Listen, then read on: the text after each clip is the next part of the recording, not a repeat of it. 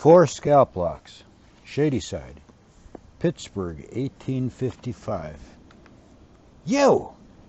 You and that Count Foofero! My dear, he's a titled baron. Please. What caught Anna's attention was the shrillness of her mother's voice as it rose to an edge bordering on a note of hysteria. I want it out of here. It's an atrocity. Then came her father's deep, modulating, unruffled tone, replying, Hardly. It's simply one of my valuable artifacts. At that, her innate curiosity aroused. She moved stealthily towards the front parlor to insinuate herself into the thick folds of the drapes and peer at her parents as they debated this intriguing matter. I simply won't have it in my house. It's an abomination. Anna's eyes darted from her mother's upright, rigid form to her father's amused one. Then, in a huff, Claire left the room. You can come out now. Tell me what you think of my latest acquisition to my collection, dear. And with that, Dr. Frederick Chester Hoffman led his daughter into his study, covered her eyes, and turned her to the wall behind his large oak desk. Voila!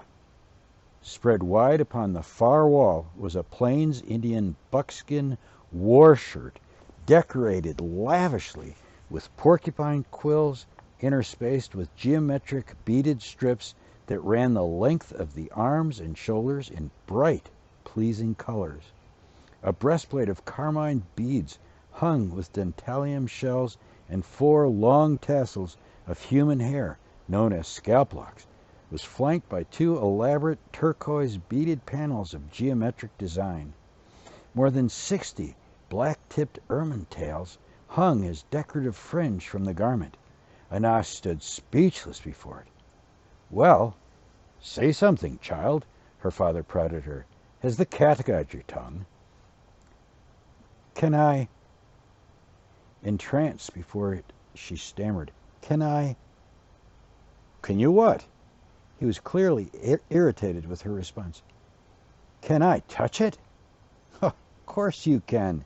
Her father, mistaking her awe for fear of human hair, blurted out that those were scalp-locks, trophies, one rewarded for each enemy killed in battle. He continued that is why they are called braves. Indian braves, that is. But his little speech went unregarded, for she was already standing on his swivel chair, reverently stroking a few of the glossy ermine tails, peering closely at the minute stitches holding the beadwork, trying to discern just how the quills were bent and attached, turning then to ask him of the provenance.